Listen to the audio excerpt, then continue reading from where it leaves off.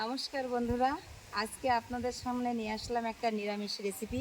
নিরামিষের দিনে এরকম রেসিপি থাকলে আর কিছুই লাগবে না। তো আসলে কিভাবে কি করি প্রথম থেকে দেখতে থাকুন। ভালো লাগলে লাইক, কমেন্ট, সাবস্ক্রাইব করে সঙ্গে থাকুন। আর নতুন নতুন ভিডিও পেতে আমাকে উৎসাহিত করুন।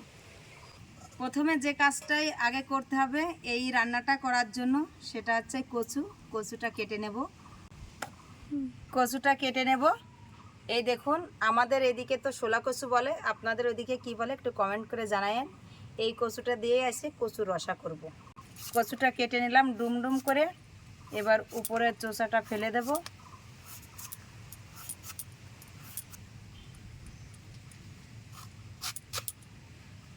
এ দেখুন এরকম ডুমটা হয়েছে। এর ভিতর থেকে আমি 3 ফালি দিয়ে নিচ্ছি। দিয়ে নিয়ে এটা আবার মাঝখান থেকে একটা ভাগ করে নেব।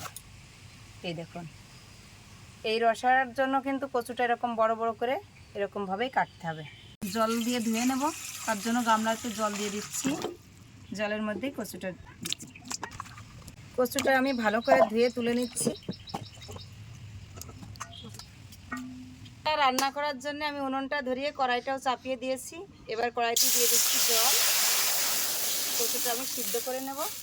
ধর মধ্যে দিয়ে দিচ্ছি লবণ, হালকা একটু হলুদ গুঁড়ো।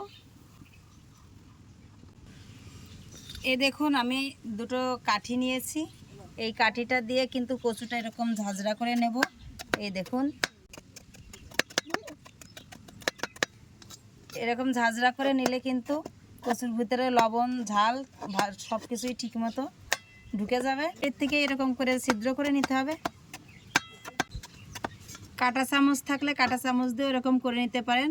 আমার কাছে টুথপিক ছিল, সেটা দিয়ে আমি এটা ঝাঁঝরা করে নিচ্ছি। এ দেখুন আমার কচুটা একে একে সবগুলোই আমি এরকম ঝাঁঝরা করে নিয়েছি। জলটাও আমার ফুটে গেছে। এবার জলের মধ্যে আমি কচুটা দিয়ে দেব।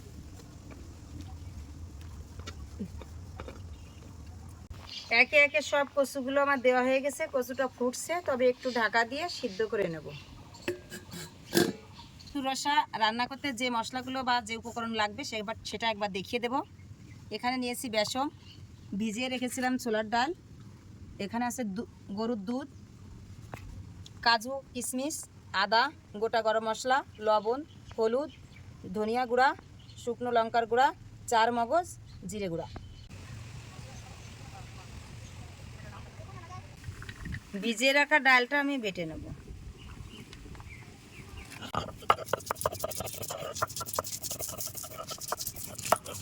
ছোলার ডালটা আমার সুন্দর করে বাটা হয়ে গেল।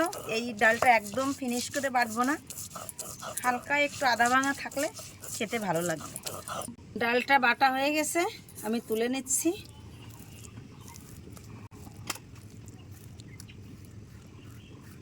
কাজু, কিশমিশ, আদা আর 4 মগজ আমি একসঙ্গে বেটে নেব, আলাদা আলাদা করে বাটবো না। এই দেখুন কচুটা আমার সিদ্ধ হয়ে গেছে।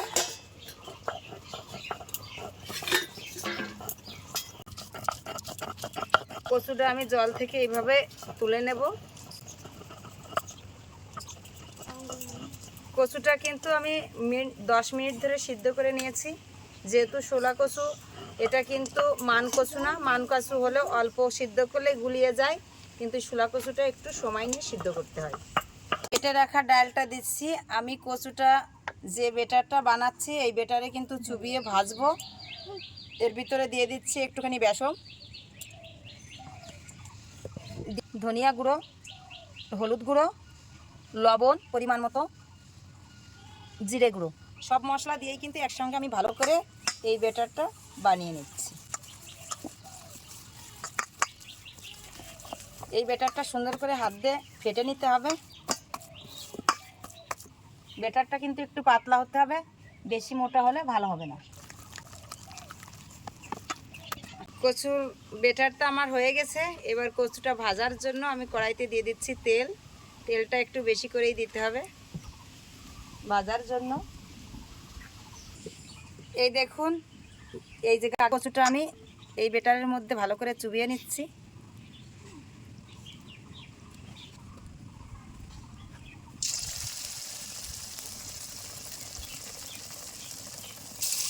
চুবিয়ে নিয়ে সুন্দর করে তেলে ভেজে নিতে হবে।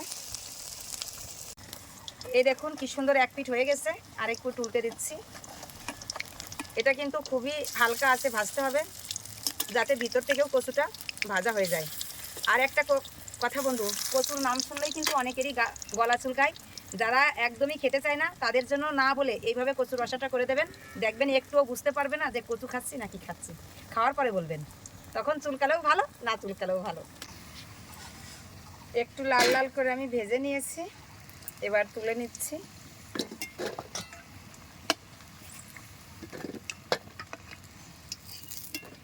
দেখুন কচুগুলো ভাজা দেখেই কি মনে হচ্ছে যে এর মধ্যে কচু আছে।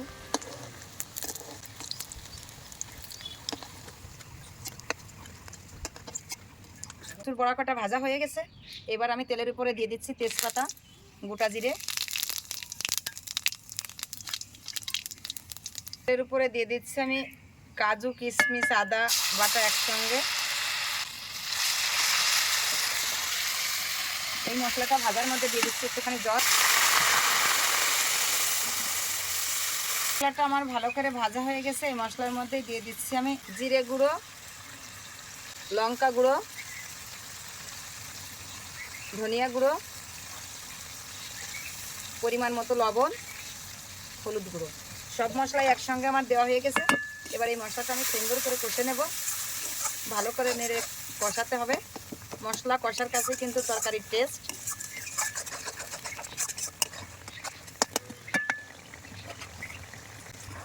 দেখুন আমার রসার মশলার কি সুন্দর গ্রেভিটা হয়ে গেছে, সুন্দর একটা ফ্লেভার আসছে। কাঁচা গন্ধ কিন্তু একটুও থাকবে না মশলার। নাড়তে নাড়তে যখন কাঁচা গন্ধ চলে যাবে তখন কিন্তু এই কচুটা আমি দিয়ে দেবো। এটা প্রায় হয়ে আসছে, আরও দুটো একটা নাড়া দিয়ে নেব। মশলার ফ্লেভারেই বলবে যে মশলাটা কষা হয়ে গেছে। যে রান্না করবে সে তো অবশ্যই ফ্লেভারটা নেবে। এই দেখুন আমার মশলাটা কষা হয়ে গেছে, মশলা থেকে তেল ছেড়ে দিয়েছে। এবার আমি গরুর যে দুধটা ছিল দুধটা দিয়ে দিচ্ছি ঝোলের উপরে। গরুর দুধ দিয়ে কিন্তু ঝোলটা দিলাম। গরুর দুধ তো দিয়েছি, তার সঙ্গে আমি একটু জলও দিয়েছি। আমার এই ঝোলটা ফুটে গেলে কচুটা আমি দিয়ে দেবো। ঝোলটা তো দেওয়া হয়ে গেছে, এ দেখুন আমার ঝোলটা ফুটে গেছে। এবার ঝোলের মধ্যে আমি একে একে দিয়ে দেবো। ছেড়ে দিলে ঝোলটা ছিটে গায়ে লাগতে পারে, এই জন্য আমি একটা একটা করে নামিয়ে দিচ্ছি। কচু তো দেওয়া হয়ে গেছে, এবার আমি ভালো করে ঢাকা দিয়ে দেব। না ঢাকে তরকারি রান্না করলে কিন্তু টেস্ট হবে না। ঢাকনাটা খুলে দেখি, এই দেখুন হালকা এরকম ঝোল শুদ্ধ নামাতে হবে, কারণ যেহেতু ডাল বাটা আছে তো ঝোলটা একদম গায়ে গায়ে লেগে যাবে।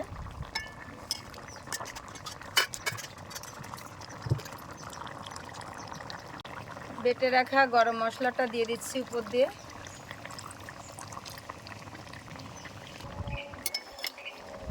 ঝোলটা আমার হয়ে গেছে, এবার আমি নামিয়ে দিচ্ছি। সুন্দর করে আমি ঝোলটা ঢেলে নিলাম।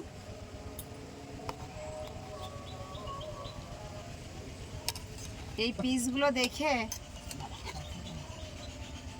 পিসগুলো দেখে কি মনে হচ্ছে, কেউ কি বুঝতে পারবে না ধরতে পারবে যেটা কচুর রসা?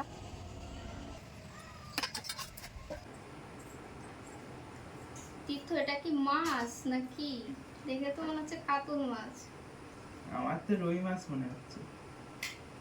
কালকে একবারই খেলাম, সেখানে রুই মাছটা এরকম ছিল। ও পিসি, কোনে গেলে? এই তো বলো কি রান্না করেছো? মাছ মনে হচ্ছে। আজকে তো শনিবার, আজকে তো আমাদের নিরামিষ। আজকে তোমরা কি করে ভাবলে যে মাছ? তো তোমরা আগে খেয়ে দেখো, খেয়ে টেস্ট করে বোঝো যে আসলে মাছ না কি রান্না করেছি। এটা আমি কেন বলবো? তাহলে মাছ খেয়ে ফেললে তো আমাদের সমস্যা। না না, মাছ না, নিরামিষই। না না, তীর্থ ঠিকই আছে, এটা কচু। কচু? হ্যাঁ। কচুকে মাছ বানিয়ে ছেড়ে দিয়েছে। কিভাবে লোকজন করলে জানলে এটা? কি বলবে? কিভাবে করেছি আমার ভিডিওটা দেখলেই বুঝতে পারবে যে আমি কিভাবে করেছি। তোমাদের শেখানোর জন্যই তো করেছি না। এটা আমার দিদিমার হাতের রান্না, অনেক পুরনো রান্না, তো সেটাই তোমাদের সাথে শেয়ার করলাম। কিন্তু টেস্ট হয়েছে খুব সুন্দর। দেখুন বন্ধুরা, মাছের পরিবর্তে কচু চালিয়ে দিয়েছে। এখন মাছের যেরকম চড়টা হয়ে যায় ভাজার পরে সেরকম চড়টা হয়ে গেছে, পুরো মাছের মতো লাগছে। ভাঙছি তাও মনে হচ্ছে মাছ, কিন্তু আসলে সেটা কচু। আমাদের ভিডিওটা ভালো লাগলে লাইক কমেন্ট সাবস্ক্রাইব করতে একদম ভুলবেন না।